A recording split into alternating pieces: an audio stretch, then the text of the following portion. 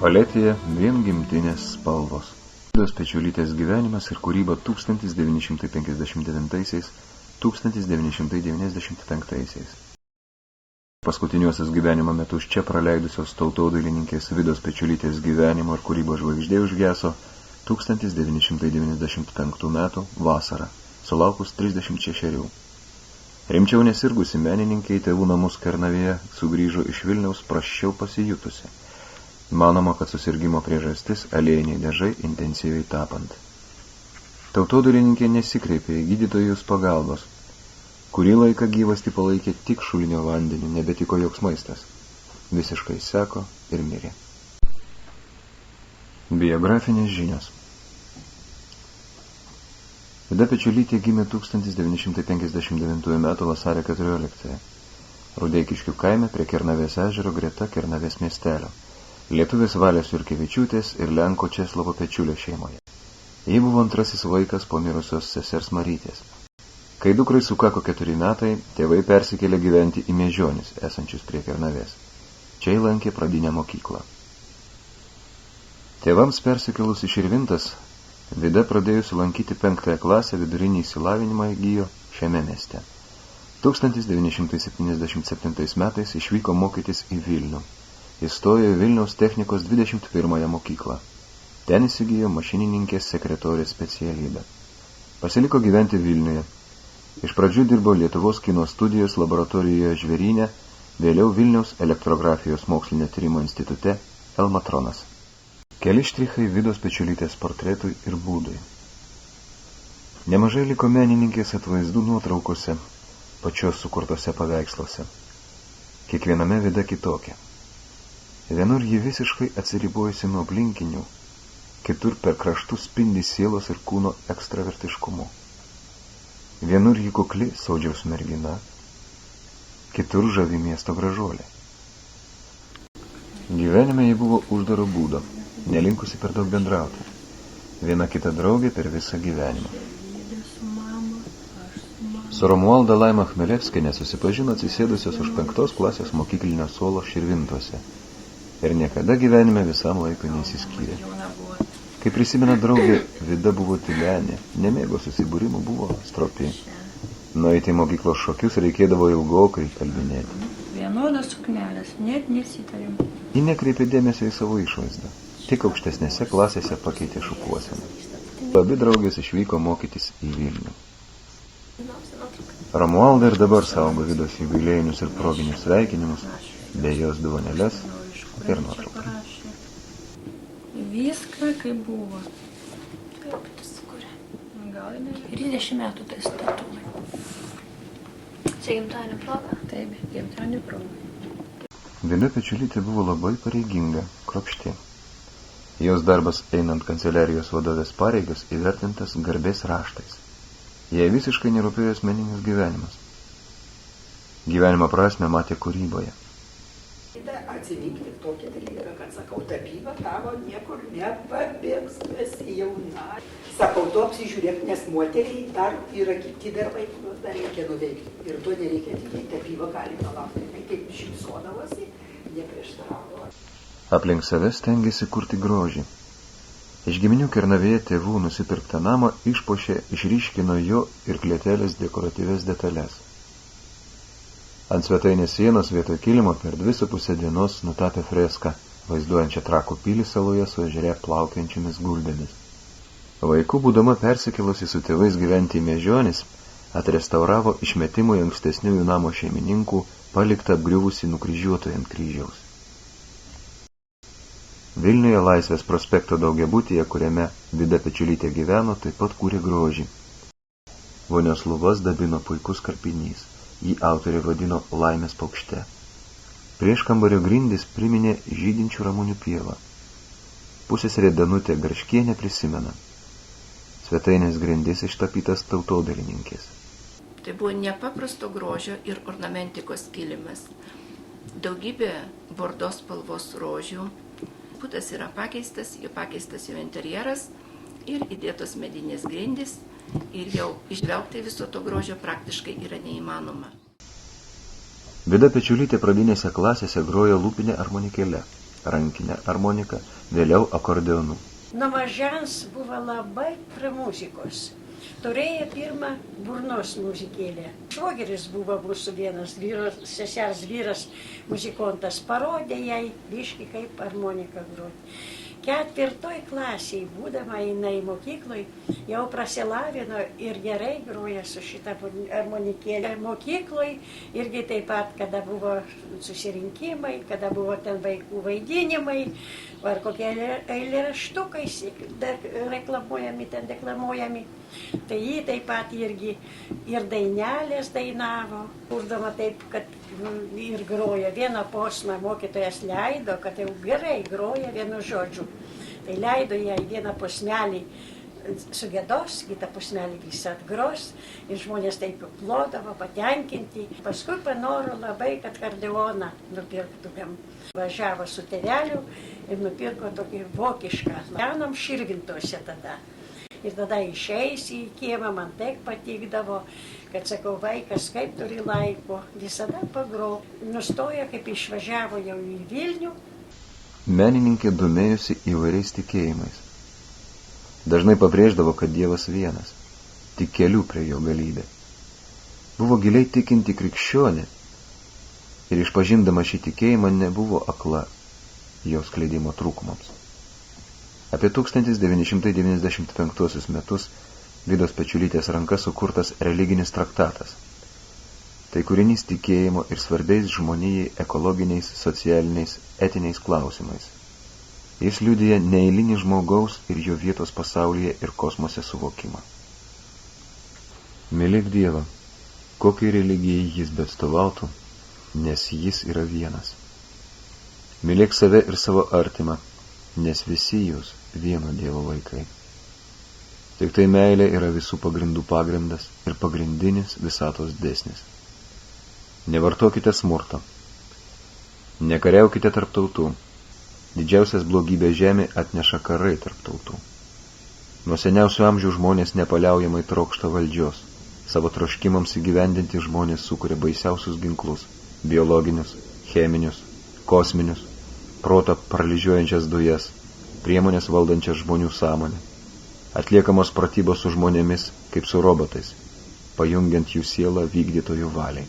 Nešmeižk, nekalbėk netiesos, nemeluok, neturėk blogų minčių, nedaryk nieko gėdingo, nei kitų, nei savo akivaizdoje.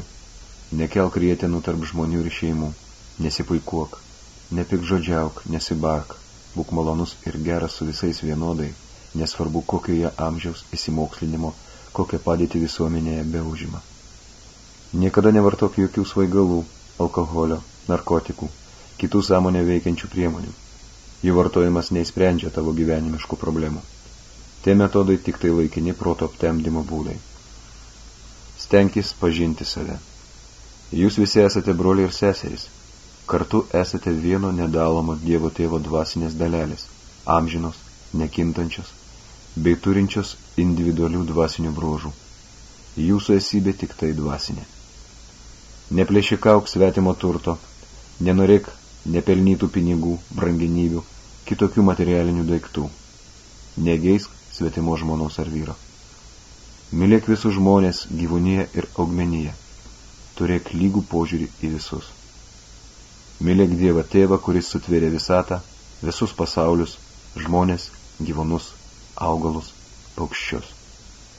Sunku pasakyti, kokią įtaką menininkai turėjo senasis lietuvių tikėjimas, kuriuo Lietuvoje ypač susidomėta po 1990 metų. Dailininkė Aušrelė Anuškevičiūtė spaudoje tvirtino, kad jos draugė globojo pagoniški srautai, apgailestavo dėl šios nusigręžimo nuo jų bei fanatiško pasinerimo į krikščionybę. 1992-93 metais iš tiesų sukurti puikus aliejumi tapyti darbai iš lietuvių mitologijos. Įsimintinas 1994 metais sukurtas paveikslas Kūčios. Jame per šventinį vakarą prie stalo sėdi menininkė su tėvais. Tėvas laiko iškėlęs laužyti kalėdaitį. Šis pieštuku sukurtas paveikslas, kaip ir 1988 metų paveikslas Kūčios, nutapytas aliejumi, liudija apie jos šeimoje puoselėtas gilias krikščioniško tikėjimo tradicijas. Į gyvenimo pabaigą ženkliai sublogusi Vida Pečiulytė vengė viešumos, fiziškai ir dvasiškai nebepernešė buvimo minioje, meldėsi tik namuose. Būdama jau ne per geriausios sveikatos, neatsisakydavo padėti negalojantiems Kernaviškiams bei kitų vietovių žmonėms, kurie kreipdavosi jos pagalbos, norėdami pasveikti. Dirbau visą gyvenimą sunkų darbą, ne fizinį, bet protinį buhalterį. Ir man labai dažnai būdavo, kad galvą skaudėdavo. Jinai sako, užeik pas mane, aš padarysiu tau masažą. Būdavo kokį mėnesį tiek lengva, atrodo, kad kita galva. Aš dirbu daug, pareinu namo, man lengva būdavo visai. Ne kiekvienas masažistas gali tai padaryti. Jie labai šlubuoja. Jinai pamatė mane, jis sakė, ateik, gal aš tau padėsiu. Nu, tai man kaip atsigul, pasakė, atsiguliau. Nu, jie pradėjo su rankam taip ant kojas. Nu, jie kirpsta labai rankas. Jinai sakė, aš tau irgi padėsiu. Tai masažavo. Į kojas masažavo. Jis sakė, tu nenarvuok, vienai arba pabūk kaip nors. Man iškart tai padėjo labai, o paskui vėl pradėjo skaudėti kojas. Nu, dirbau fermose, Milžėjų. Tai ten su guminiam batam visada reikia vaikščionėti. A jinai sakė, tik su guminiam nevaikščionėk. Nu, man kaip aš jo klausytų, tai mano visiškai galėjo, jinai man padarė sveikus, bet neklausiau aš. Mane Vida gydė mano vyrą. Vyras mano buvo aklas. Nematė 15 metų.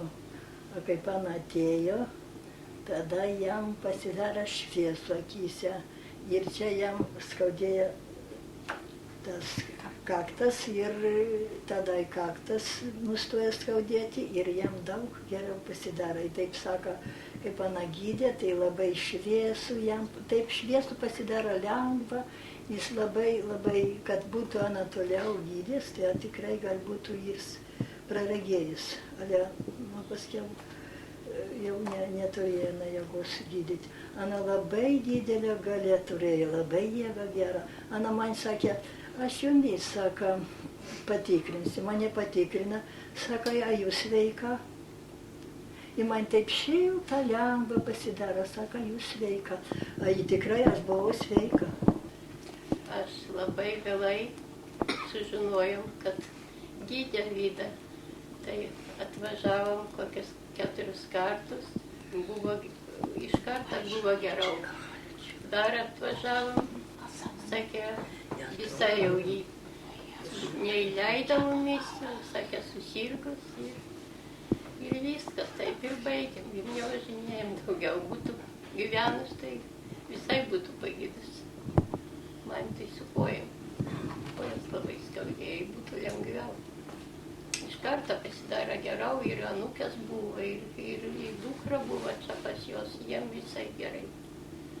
Labai pagydė. Ir galvai bronchitas buvo, ir galva skaudėjo, spaudimą turėjau, sužinojau iš kaimynų, kad čia yra tokia Vida, jinai padeda žmonėms labai gerai. Na ir nusprendžiau ateiti pasigydyti. Atėjus, pasakiau jai viską. Tai sako, padėsim, gerai, sėskit ant kėdutės ir pasižiūrėsim. Na ir jinai su rankom mane čia laikė, va čia iš priekio, kai bronchitas buvo, ir iš užpakalio po mentim. Laikė keletą tenai minučių, kiek tai ir aš pajusdavau nuo jos labai karšti tokį. Lengva pasidarydavo, karštą suprakaitavau ir galva tiesa skaudėjo labai, spaudimas buvo irgi gydė ir galva. Ir man pasidarydavo geriau. Ir aš buvau jau keletą kartų, ne vieną. Tai kažkur tai gerai neatsimenu, ar 6 ar 7 kartus. Ir nuo to nustojau aš kosėti. Ir perėjo man tas bronchitas. Nuvažiavau pas daktarus. Sako, kur įsigydėjai? Nu, sakau, radau vietą. Geras žmogus padėjo labai. Tai šitaip ir jinai mane pagydė. Aš Kazimieras Bišniauskas, gyvenu Kunigiškių kaime.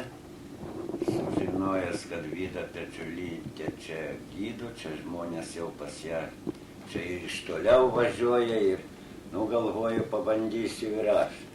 Man liktai galva skaudėjo ir rankų, žinot, daug metų firmai dirbęs, tai vot porą kartų aš buvau čia atvažiavęs pas ją. Iš porą kartų, tai žinot, nieko negalima buvo, ten jau taip ir staigiai įsigydyti. Jinai man parekomendavo, kad, žinot, ponas, mesk rūkyti. Jeigu nemesi rūkyti, tai aš negydysiu, nes, tai ir gydytojai taip pat. Paskui trečią kartą jau atvažiavau, jau Pečiulienė neįleido, nes, sako, jau su ją visiškai blogai. Vida Pečiulytė gydė netradiciniu reiki metodu, kilusiu Japonijoje ir Lietuvą pasiekusių po valstybingumo atkūrimo. Šio gydymo pagrindas – dieviškoji energija įvairiose kultūrose skirtingai vadinama. Reiki laikomas pačiu nepavojingiausiu gydančiajam. Čia jis tik minėtas energijos laidininkas. Reiki – japoniškas žodis susidedantis iš dviejų hieroglifų – rei ir ki. Rei reiškia dievas, absoliutas, ki – gyvybinė energija. Todėl reiki dievo energija arba universali gyvybinė energija. Šie ženklai išventintam ir reikia asmeniui leidžia tapti gydančios ar koreguojančios energijos laidininku. Šiam gydymui pavadinimą reiki suteikė Kyoto Doshišo universiteto rektorius krikščionių kunigas Mikao Usui. Kartą vienas iš jo studentų paklausė, kodėl jūs mūsų nemokote išgydyti aklų, nevaikštančių, kaip tai darė Jėzus Kristus? Usui jam atsakė, aš jūsų nemokau, nes pats nemoku. Kaip išgydydavo Jėzus Kristus, Biblijoje nėra aprašyta. Tačiau tai geras ir atsakymo vertas klausimas. Aš rasiu atsakymą. Taip 19 amžiaus viduryje prasidėjo 10 metų trukę Mikao Usui ieškojimai. Kartą jis ant aplūžinėjusio pergamento aptikto prieš 2500 metų apžiūrinėjo aprašytus ritualus, kreipimąsi į Dievą, universalę gyvybinę energiją. Šių ritualų metu energijos kitekėjimas buvo nukreipiamas žmogaus rankomis. Ten pat Mikao Usui rado ir ritualų šventus simbolius, tačiau kaip juos atgaivinti, aktyvizuoti nebuvo parašyta. Trokšdamas tai sužinoti, abejodamas ar galima šį atradimą atiduoti žmonijai, Mikao Usui pasitaręs su Kyoto vienuolyno vyresniuoju iškeliavo į šventą Kurijamos viršukalnę, apsisprendęs 21 dieną laukti Dievo apreiškimų. Šventant 21 dienai, Mikao Usui buvo visiškai sekęs. Jis abejojo ir sugebės grįžti namo. Staiga lyg auksinis žaibas jį apšvietė pirmieji tekančios saulės spinduliai. Šviesos smūgis buvo toks stiprus, kad Mikao Usui nukrito užmerktomis akimis. Neturėdamas jėgų pasikelti, Mikao Usui nebesipriešino jį apėmusiai šviesai ir joje pasirodė įvairiausiamis vaivorykštės spalvomis mirgantys skaidrūs burbuliukai. Kiekviename jų švytėjo ženklai tie patys, ant seno aplūžusio pergamento, jo matyti sanskritu užrašyti simboliai. Bėgdamas kalno šlaitų žemyn, Mikao Usui stipriai užsigavo koją. Sugriebęs ir palaikęs skaudamą vietą tarp rankų pajuto, kad kraujosruva liovėsi. Skausmas rimsta. Užeigoje pamatė savininko dukrą, besikankinančią nuo danties skausmo, palaikė rankas ant jo sutinusio veido. Delnai buvo karšti, o gydančioji energija darė savo. Skausmas liovėsi. Taip Mikao Usui reiki sistema pradėjo kelionę po mūsų dienų pasaulį.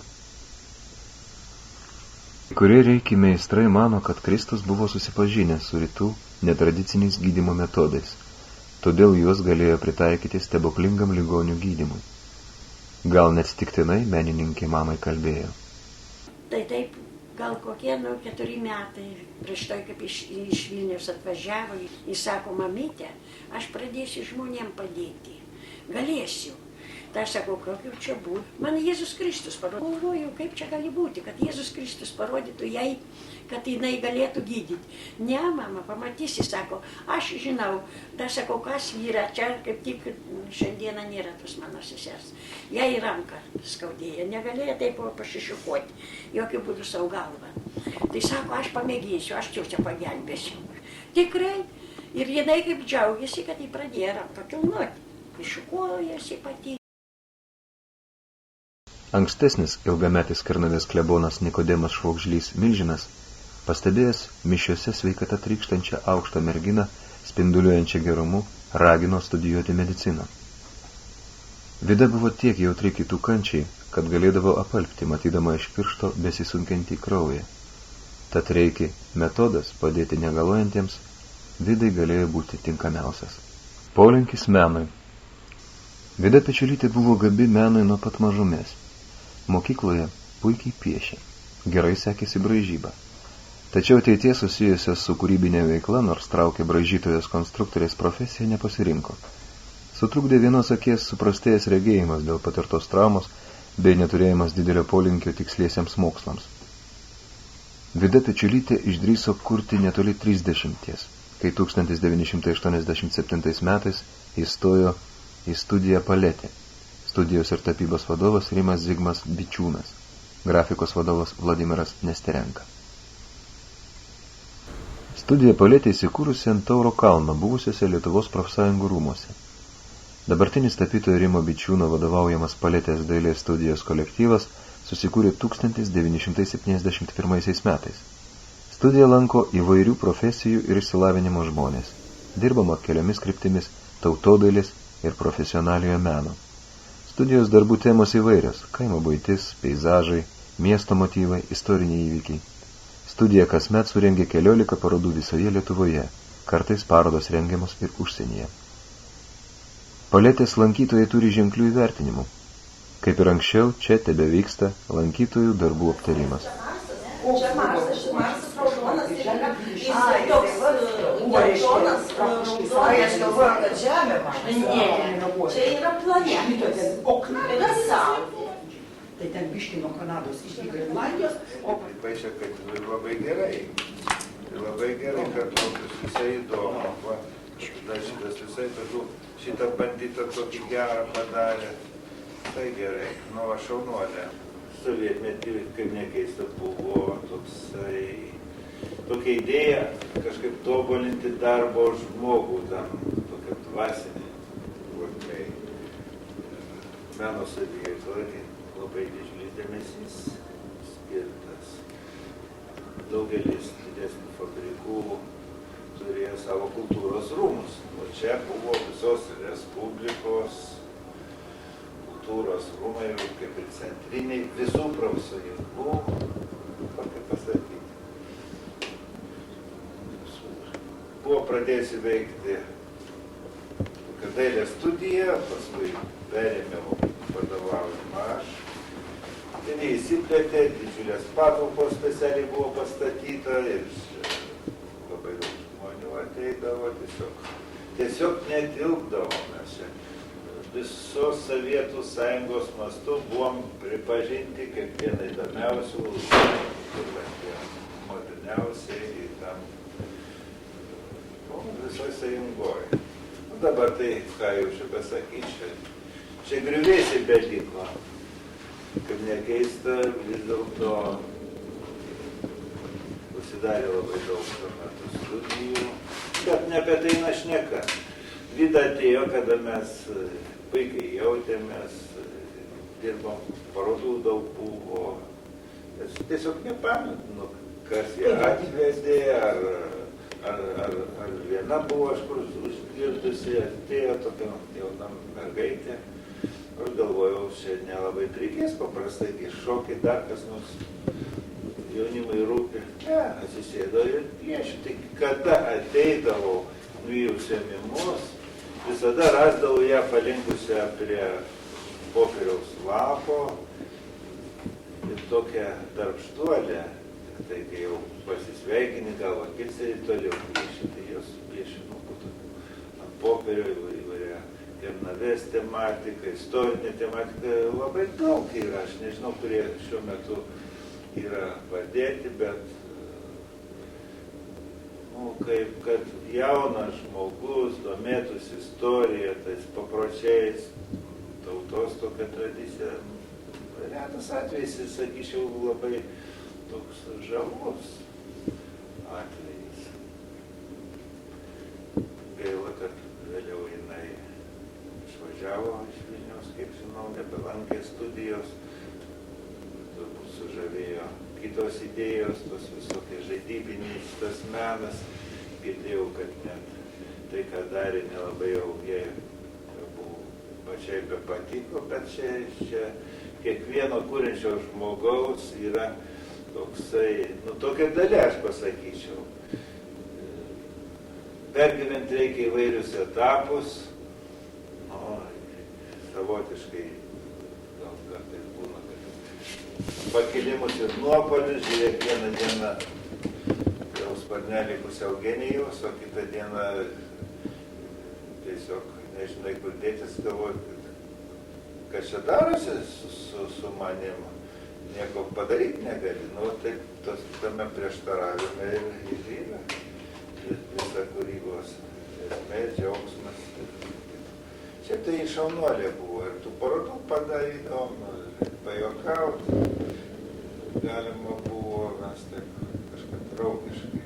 Iškart tapo prie kolektyvo, turėdavo kartais atsakingas pareigas, jaunesnė, sakom, Vida, reikia kavą virti. Jau kai kurie mūsų jau sveikatos neturi. Kava būdavo, tiek ir karuoja ant stalo, susirenkam, pašnekam, pajokam ir vėl toliau. Labai gerai apjausi. Ši studija garsėja naivistinė meno pakraipa. Tai tautodailės meno kryptis. Pasaulyje naivistinis mėgėjų menas pripažįstamas tolygiai profesionaliai dailiai, tačiau tarp jų esminis skirtumas. Pasirinkus profesionalų į meną, jo reikia mokytis, o naivistinį jis gaunasi savaime. Pastarojo pagrindas konkretumas, dekoratyvumas, neįprasti proporcijos ir kompozicija, stipri kūrinio dvasia. Naivistiniu stiliumi atlikti darbai mena vaikų kūrinius. 1987 metais atėjusi į paletę Vida pradėjo nuo piešimo. Vėliau įsidrąsino tapyti aliejumi. Rezultatai buvo stulbinantis, kaip ir josios darbštumas. Vidos draugė Romualda Chmelevskienė prisimena piešimo sąsiuvinėse matytus Vidos žmogeliukus, kurie nekiek nepakitę lyg persikėlė į jos darbus, pradėjus lankyti paletės studiją. 1991 metais Vida Pečiulytė priimta į Lietuvos tautodailininkų sąjungą. Kūrybinis palikimas. Per 1987–1995 metų laikotarpį, iš jų apie 3 metus sirgo, sukurta apie 200 akvarelės, grafikos, tapybos darbų, svarbesnių krašto įvykių, istorijos, mitologijos, religijos tematika, etnografijos motyvais, buities scenų, nemažai peizažų, vienas kitas natiurmortas. Didesnioji dalis kūrinių – Kernavės tematika. Gimė paveikslų ciklai Kernavės padavimai – 7 darbai, Kristaus istorija – 17 darbų, iš lietuvių liaudės pasakų – 8 darbai. Per neilgą kūrybos laikotarpį paletėje 1987–1992 metais nutapyta, nupiešta ar nuspalvinta akvarele apie 130 darbų. Tautodailininkės darbų temos pačios įvairiausios, nuo Vakaronių kaimo sodybose iki verpimo. Didesnioji jų dalis apie Kernavę. Nors nuo Tauro kalno ir pro paletės langus atsiveria senojo ir dabartinio Vilniaus architektūrinės grožybės, Vilnius vaizduojamas vos keliuose paveiksluose. Vida gyvendama Vilniuje dažniausiai tapė Kernavę. Ypatingai domėjosi jos istorija. Išgirstus tėvų pasakojimus, mitus apie Kernavės praeitį, tuoj pat jam žindavo vaizdais. Skylė pilies kalne. Kai vis ganydavo čia prie kalnų, pilies kalnas, duobė būdavo iš šono kalno ir kada karšta, avis ten užvarinėdavo. O viršuj, kaip yra kalnas, kalne yra tokia duobutė. Nu tai būdavo, kaip ganydavo avis, žinote, kaip vaikai. Tai visur aplandžėje, visur nori žinoti. Nu tai šitoj duobutėj buvo skylė į kalną. Ir vaikai būdavo akmenį mesdavo į tą skylę. Ir po kokių 15 minučių atsiliepdavo garsas. Tėvelis taip sakydavo mamytei. Atsiliepdavo garsas, bet labai toli toli. Sėjėjas ir milžinas. Akėjo žmogus vasarojų sėja ir žiūri, ateina labai didelis storas žmogus ir neša ant peties ąžuolą išrovęs. Ir atėjo, paėmė už arklio, už žagrės ir užmetė ant ąžuolo ir neša, o žmogų į kišenę ir nunešė. Mergaitė karietoj. Mano tėvas pasakojo, kad važiavo pora arklių, karietoj mergaitė karalaitė per miestelį. Ir paskui pasakojo, kad jai kažkas užkenkė ir pražuvo. Ana važiavo nuo Ktų supiltų kalnų. Sidabrinė brička važiavo, be vežėjo. Nuskendęs varpas. Mano dėdukas pasakojo, kad pirmą bažnyčią Kernavėj medinę pastatė Vytautas. Ir parapijiečiai nupirko 2 didelius varpus ir vežė laiveliu. Ir vienas laivelis apvirto, ir vienas varpas nerinin krito.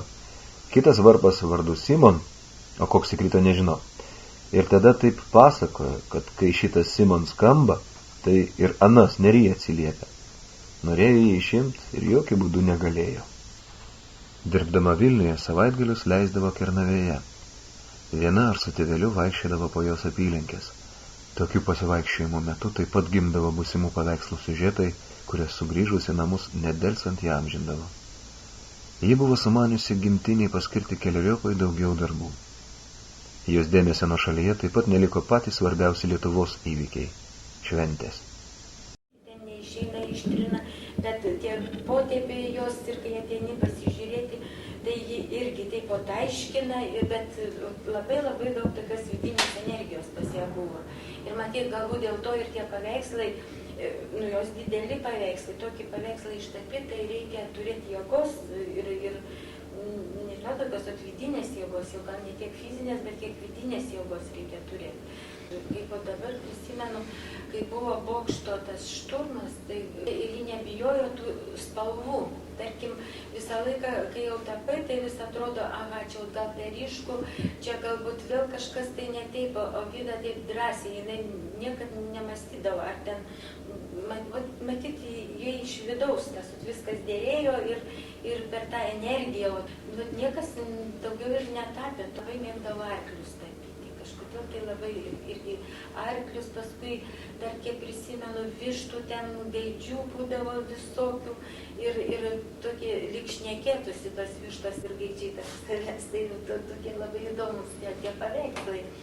Ir šunį labai, matyt, mylėjo, nežinau, ir ta šuo ten visą laiką kažkur tai tuose paveiksluose šmižinėdavo.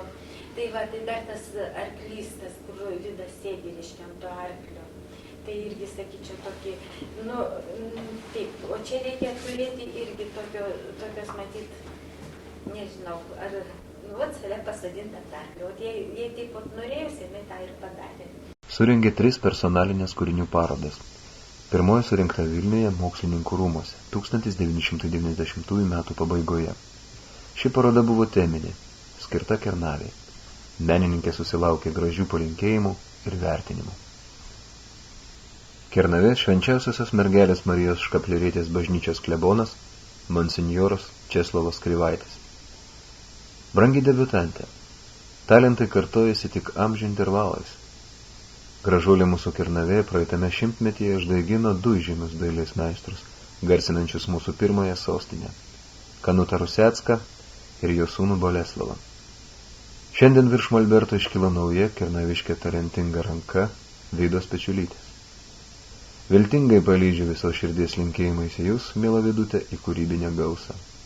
Kernavė jumis didžiuojasi, dėkinga geruoliams jūsų tėveliams, išugdžiusiems visapusiškai gražų perspektyvų žmogų.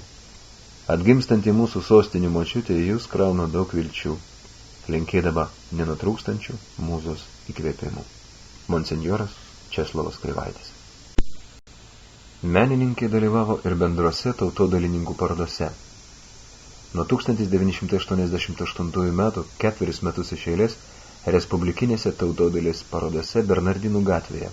Tais pačiais metais Respublikinėje liaudės grafikos parodoje Kaune 1989 metais, tada dar tarp respublikinėje parodoje Baltijos jūra, draugystės jūra, Kaliningrade, Rusijoje. Kūrybos paletėje vertinimai. Lietuvos tautodailininkų sąjungos pirmininkas Jonas Rudzinskas taip prisimena to etapo menininkės kūrybą. Vidos Pečiulytės darbai mane labai džiugino. Primityvūs, naivus, jų koloritas atitinka mūsų tautodailės tradicijas. Jokių kičo temų. Sąmoningas, rimtas darbas, panoraminiai peizažai, gana sudėtingos figūrinės kompozicijos su švenčių vaizdais. Dideli parodiniai formatai. Studijos paletė vadovo tapytojo Rimo Zigmo Bičiūno prognozė. Man atrodo, kad būtų dirbusi toliau šitoj studijai, būtų viena iš įdomiausių Respublikos mastu. Ilgametė studijos paletė lankytoja, tautodailininkė, Adomo Varno premijos laureatė, gamtos mokslų daktarė Nijolė Dirvenskytė. Darbštumo, tai darbšti ir viskas apgalvota, istorija studijuota, viskas ir tos kernavės, ir ten batalijos, ir tie žirgai. Šios menininkės kūryba nestokojo žiniasklaidos dėmesio. To negalima pasakyti apie antrąją etapą, kai menininkė pasitraukė iš paletės, atsiribojo nuo kolektyvinės kūrybos dvasios ir labiau pasiligojusi persikėlė gyventi Kernavę tėvų namus. Šio tautodailininkės kūrybos etapo geriausi liudininkai tėvai, kurie buvo greta jos, bei jos artima draugė iš paletės laikų Aušrelė Anuškevičiūtė. Persikėlusi gyventi Kernavę, Vida kiek leido jėgos ir toliau intensyviai kūrė, net ir sunkiai sirgdama, tapė. O nebegalėdama dirbti aliejiniais dažais, nuo jų kvapo pykindavo, piešė ir spalvino spalvotais pieštukais ir akvarele. Kaip ir anksčiau vaizduojami žemdirbiški darbai, kalendorinės šventės, kuriami paveikslėliai lietuvių liaudies pasakų motyvais, persikelta į mokyklinės šventės. Šiam kūrybos etapui būdinga religinė tematika sukurtų darbų gausa. Abiejose Vidos Pečiulytės kūrybos etapuose juntamas darbų vitališkumas, sukurtas sodrių ir šiltų lyg geros vasaros su lietaus gausa spalvų deriniu. Antrajame jos kūrybos etape tik dalis 1993 metais gimusių darbų nutapyti aliejumi. Tai paveikslai senojo lietuvių tikėjimo tematika. Jie vis dar ant nemažų formatų. Aukojimas. Jame vaizduojama masinė šventė prie uždegto aukuro ant kalvos. Giraičio dovanos. Gabijos šokis. Lazdona ir riešutautojai. Perkūnas virš piliakalnių. Pastaruosiuose greta mitologinių dievybių autorė su artimiausia paskutiniųjų gyvenimo metų drauge Aušrele Anuškevičiūte, emigravusia į Jungtines Amerikos valstijas. Greta tokia pat technika sukurta ir Kernavės peizažų. Vėl prisimenamas tėviškės grožis. Tai paveikslai sodų žydėjimas, nuo Kernavės piliakalnių. Kiti šio etapo darbai ženkliai skiriasi kitokia spalvinė raiška ir jos priemonėmis. Nebegalėdama tapyti aliejiniais dažais, Vida puikiai derino pieštuką, spalvotus pieštukus ir akvarelinius dažus. Jų mišrių naudojimų mėgino sukurti taip pat sodrių spalvų, raudonos, žalios, geltonos, mėlynos derinius, būdingus ankstesniems darbams, lyg siekdama ir toliau perteikti vidinę paveikslų jėgą. Visiškai kitaip atrodo ciklo Kristaus istorija paveikslėliai. Jie beveik visi kurti 1994 metais naudojant pieštuką, spalvotus pieštukus, akvarelę ir ant nedidelio formato popieriaus lapų. Paveikslėliai kurti remiantis Italo Giovanio Papinio kūriniu Kristaus istorija. Jose plevena ženkliai subtilesnių energijų srautai pasakojantys labai senų laikų, vienatinio Dievo sūnaus istoriją su smulkiausiamis detalėmis. Paveikslėliuose perteiktas smėlynų gamtovaizdis šviesiais ir lengvais spalviniais tonais. Paveikslėliai nesunkiai perkelia į sakralią krikščionybės priešistorę. Antrojo kūrybos etapo negalima lyginti su pirmuoju pagal paveikslų formatus, atlikimo intensyvumą, techninės priemonės. Vidos Pečiulytės gyvenimo ar kūrybos apžvalga būtų nepilna, nepaminėjus vieno fakto. Vidos Pečiulytės išskirtinumas arba istorija, kuria sunku patikėti. Kernavėje pradėtas kurti 17 paveikslėlių ciklas Kristaus istorija, tautodailininkai mirus nebuvo galutinai užbaigtas. Buvo baltų vietų, trūko gyvesnio spalvinio braižo. Dėl netradicinio gyvenimo būdo, kaip jau minėjome, Vida gydė žmonės reiki metodu, turėjo savo nuomonę tikėjimo klausimais, buvo nutapiusi Dievą Krišną bei neikonografinius Kristaus atvaizdus, nebuvo katalikiškai palydėta į amžino poilsio vietą. Ją pašventino tada zakristijono pareigas ėjęs jos tėvas Česlovas, dabar jis zakristijonas. Po miestelį pasklido įvairiausios nuogirdos. Ponia Valė Pečiulienė, siekdama atstatyti pašlijusi dukros kaip katalikės vardą, šio ciklo paveikslėlius ir sukurtą religinį traktatą krikščionybės tema nunešė parodyti bažnyčios patarnautojams. Mama pasakoja. Vat, kaip aš gavau tokią žinutę, kad jį gal žmonės sako kito tikėjimo, kad užtat nenorėjo laidot ir viską. Jinai nupiešusi buvo, kaip jai buvo negera, aliejiniam dažom nebegalėjo nieko veikti, tai jinai pradėjo pieštukiniam. Ir pradėjo 17 va tokių paveikslėlių, kuriuo aš jums rodysiu, buvo piešę pieštukiniam. Ir paskui nebaigė, 17 pradėta ir neužbaigti darbai. Aš juos surinkau visus, nebaigtus tos darbus ir nunešiau į kleboniją. Ir prelatas sako, kad čia viskas aišku yra, nes čia krikščioniška, čia sako gerai, čia viskas nebaigtai darbai. Po metų laiko, į 95 mirė, o 96, kaip tik balandžio mėnesį, tiksliai negaliu pasakyti, kada šventos Velykas buvo, didžiajai savaitėjai. Viską jinai atėjo savo užbaigt darbus. Ką šitėva nepabaigti darbai. Tai ką daryti man, taip viską, kaip aš irgi taip pat iš jo žinutę gaunu per rankas. Kada man taip, aš taip kalbu, kaip su tikru geru žmogumi. Va tai va, jeigu yra mano užklausimas, į man atsakymą duoda spaudimų. Tai man taip davė, kad reikia tos paveikslus išdėstyti ant stalo, visi, kad jie ateis baigti šitus savo darbus. Aš nieko irgi taip pat galvoju, jeigu taip yra, viską aš vykdysiu. Kaip į man nurodo, aš sudėjau visus ant stalo, tai kaip yra. Ir man buvo nurodyta taip, visą šventovę pastatyti prie tų paveikslų. Tai kas yra? Šventos Agotos duona padėti, šventą kraidą, šventintas vandokas stovėtų.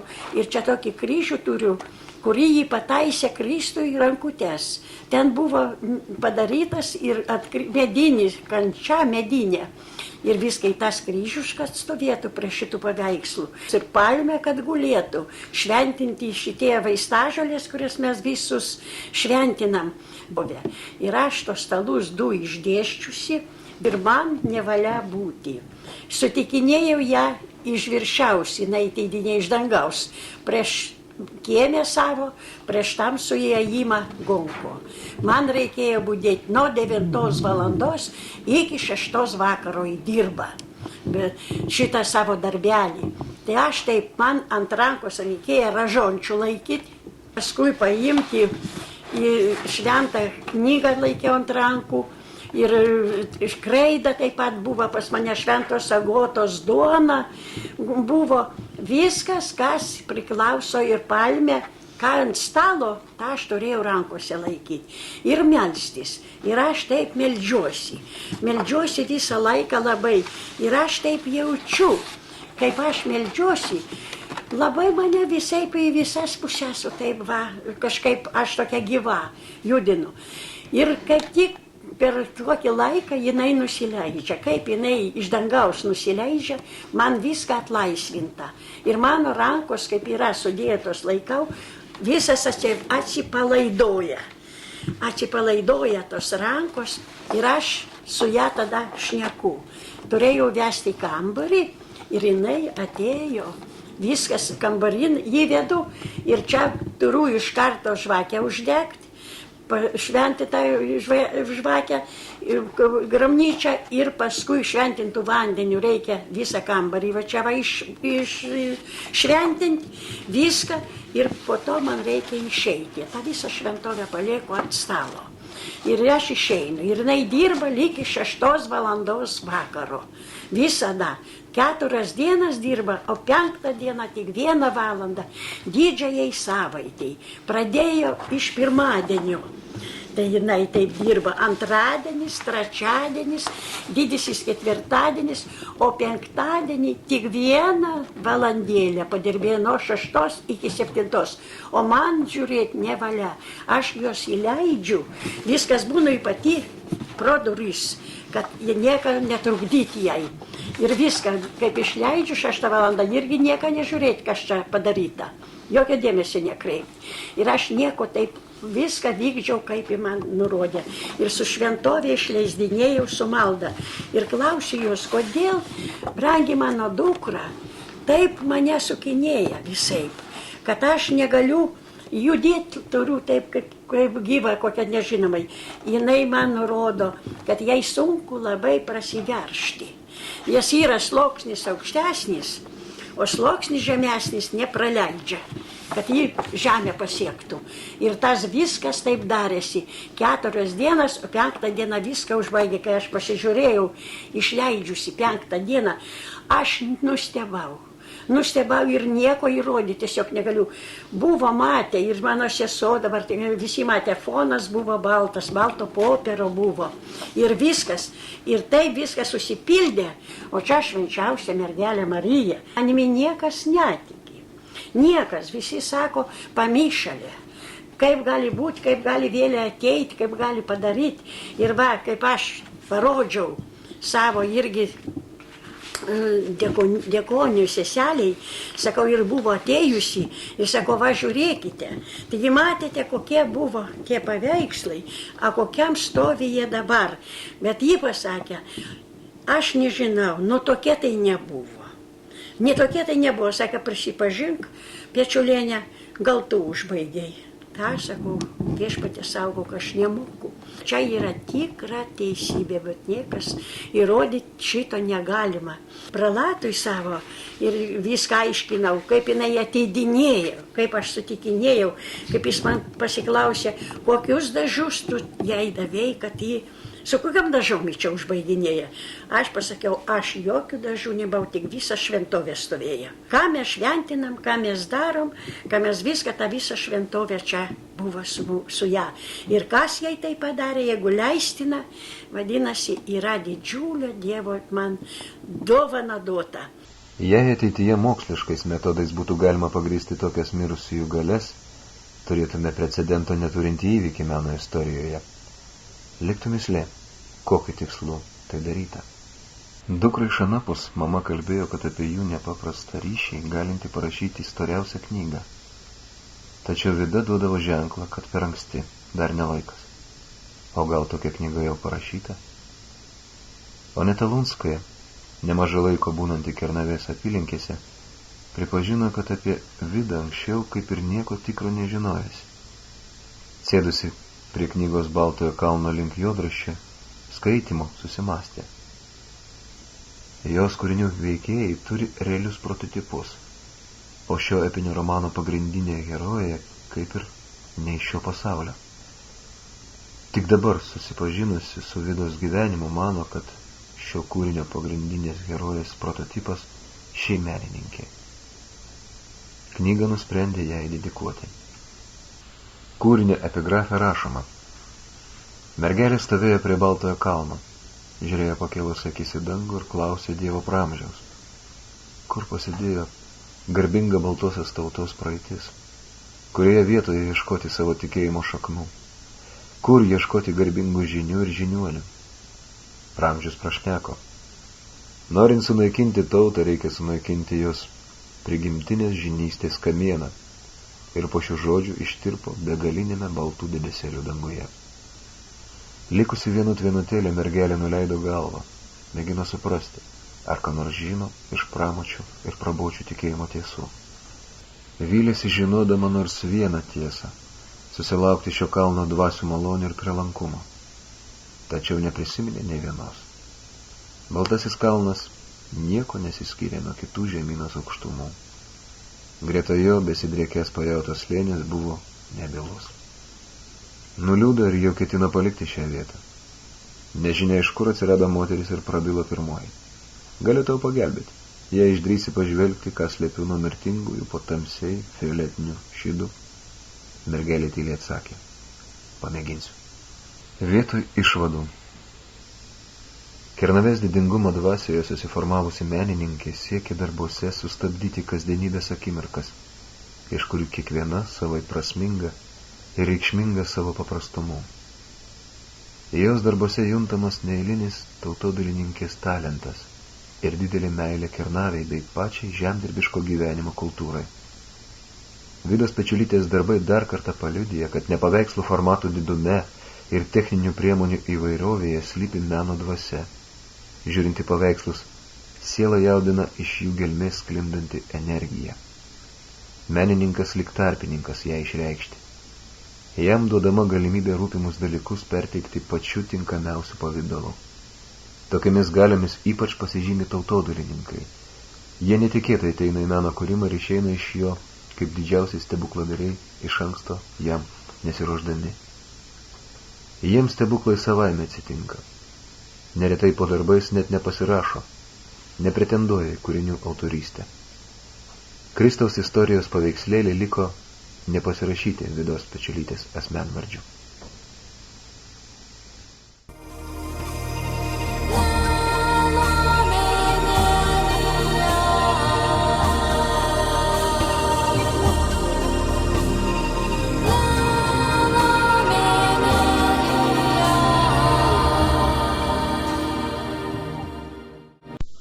Darbų paskleidimas. Tautodailininkė, būdama gyva, vengė parduoti savo paveikslus. Tėvai po dukros mirties nepardavė jų nei vieno, nors atsirasdavo norinčių įsigyti. Grafikos darbų, duonos kepimas, derliaus šventė, prie naujametinės eglutės, sukurtų 1987 metais, įsigijo Kauno Mikalojaus Konstantino Čiurlionio meno muziejus. Tapybos kūriniai nupirkti į Švediją Rasos šventė. Danija laisvė Lietuvai, Vokietija archeologiniai tyrinėjimai. Kai kurie paveikslai susiję su kalendorinėmis šventėmis, kaimo linksminimosi tradicijomis. Eksponuojami Jono Pivaro armonikos muziejuje Kernavėje, Mindaugo gatvė numeris 4. Vienas kitas tautodailininkės paveikslas pateko į privačias kolekcijas Vilniuje. Neris, Žema kaime, Neris ties Kernave. Mano muziejaus tikslas yra įamžinti Širvintų krašto buvusius muzikantus per šitos instrumentus, nes jie dauguma išėję yra į amžinybę ir tik tai per šį instrumentą yra atkuriami pasakojimai apie buvusius to krašto muzikantus. Antras uždavinys šio muziejaus yra įsaugoti kaimo etninę kultūrą ateinančioms kartoms. Šiame muziejuje randasi armonika žinomos mūsų krašto dailininkės Vidos Pečiulytės. Švenčių, kurios vyksta Kernavėje, tai yra Rasos Kaziuko mūgė, koncertas Rumšiškėse. Kaimo vakaronė šiame paveiksle pavaizduota buvusi Jurkevičių sodyba Rudeikiškėse, netoli Kernavės, čia apie porą kilometrų. Anksčiau mūsų jaunystės laikais šitokiu būdu jaunimas linksminosi. Kernavei būdinga šventė Joninės. Vidai būdingi kaip dailininkės bruožai, tai yra masinės scenos paveiksluose. Du tapyti paveikslai, Kūčių vakaras, tautinė šventė, puošia studijos paletė interjerą. Vidos Pečiulytės tėvų Kernavėje namuose sukaupti visi kiti menininkės darbai.